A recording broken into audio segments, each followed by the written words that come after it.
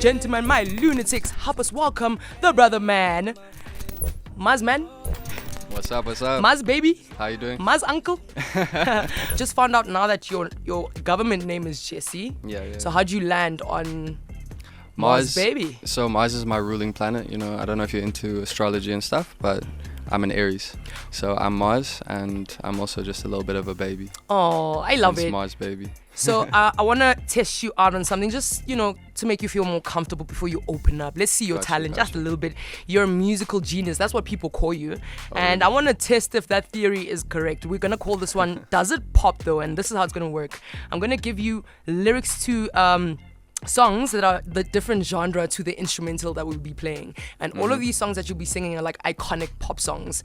Let's just see if you can rock with it, right? Okay, fine. So let's do it. we're going to start off with reggae as the instrumental, and then what you're going to be singing is Thriller by Michael Jackson. Gotcha. Those two songs are like worlds apart, but I think you can make it rock. You ready? Let's do it.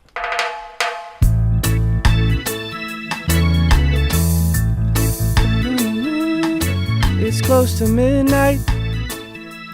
Something evil's lurking in the dark. Under the moonlight, you see a sight that almost stops your heart. You try to scream, but terror takes the sound before you make it, and you start to freeze as horror looks you right between the eyes. Cause this is Thriller. Cause this is Thriller. Everybody, let's go. This is Thriller. This is Thriller.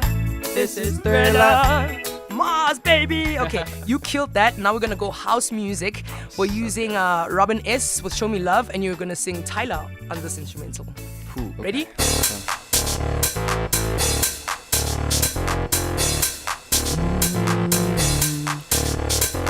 Can you blow my mind? Set off my whole body. Can you blow my mind? Set off my whole body. Turn up, turn up. If I give you my time, can you snatch my soul from me? I don't wanna wait. Yeah, wait. Take me where I ain't been before. Hey. Can you blow my mind? Yeah, set off my whole body. Yes, sir. Okay, last one. Awesome. Nkalakatha with Taylor Swift. Never Getting Back Together. You ready? Let's go, Mars, baby. I was finding these lyrics. Okay, here we go. I remember when we broke up the first time, saying this is it, I've had enough. It's like we hadn't seen each other in a month. When you said you needed space, what? Hey. Then you come around again and say, baby, I miss you and I swear I'm gonna change. Trust me, remember how that tasted for a day. I say I hate you, we break up, you call me, I love you.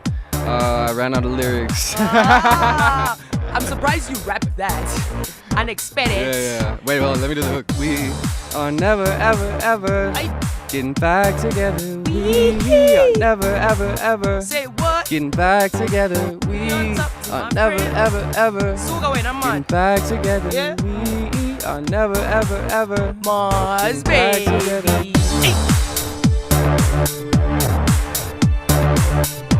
One thing about your music, your sound has always been like genre fluid, you know, blending indie, hip hop, R&B and more. So how has your approach to music sort of like evolved since you started projects like Eros and Salem, for example?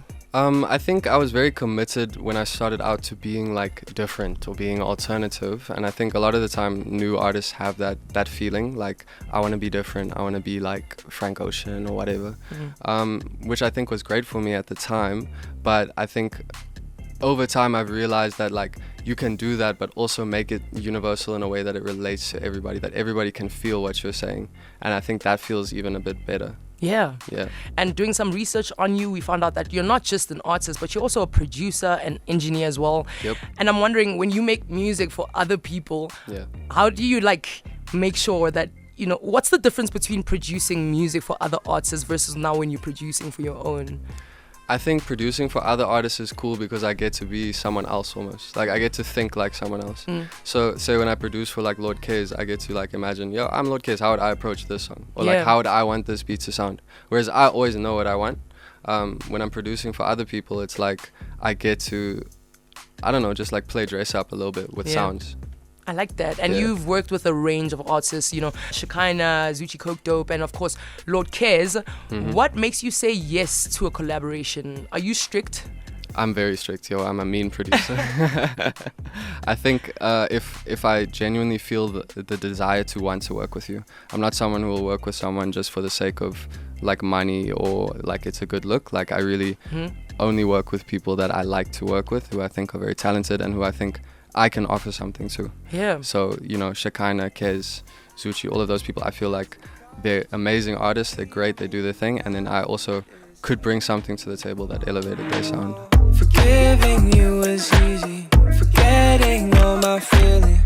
Know you'll always love me. How has performing influenced the way that you approach songwriting and even production? That's a big one for me, actually, because I started making music during COVID. And so no one was outside, I wasn't doing shows or nothing.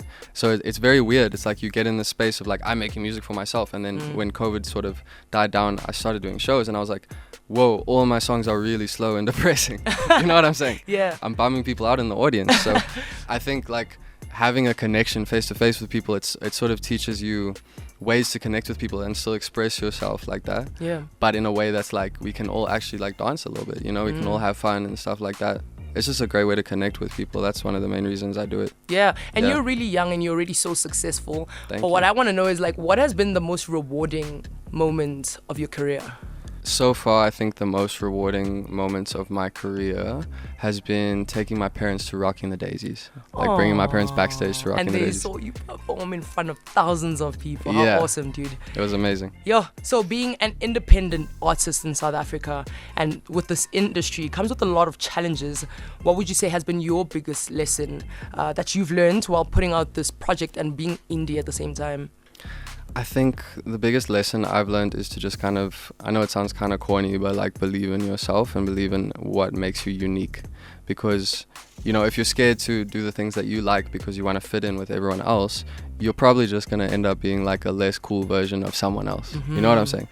I would much rather be the best version of myself than like a lower tier version of any other artist. And I think that's the mentality that I picked up making this album, and that's what I'm going to take with me moving forward for the rest of my career. You don't really wanna party with me, 'cause you got big expenses on your guest list. So American by Mars Daddy.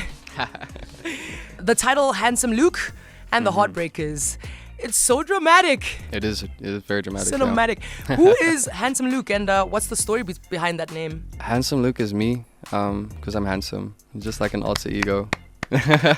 Love it. He's the part of me that's like a rock star and the part of me that likes to, you know, make songs like this, likes to party, likes to crash out. Your music often carries like deep emotion, as we already mentioned. But would you say this album is a autobiography for you, in the sense like the themes and the personal experiences that shape it? Absolutely, yeah. I think there's certain moments in the album that sort of mark certain periods or eras in my life, and then you get the smaller or more interesting or fun moments in between. Yeah. But it definitely takes you on a journey, and I hope that people kind of get an idea of who I am when they listen to it. Do you have like a name for your fan base?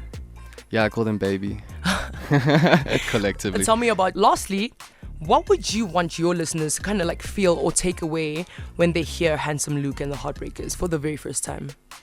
I want them to enjoy themselves. I want them to have fun, and I also want them to get really sad for a little bit, but then have fun again. Yeah, like vulnerability is cool, guys. Exactly, yeah. Shout out to you. Congrats, dog. Thank you so much. Thank you for joining us today. Thank you for having me. Yeah.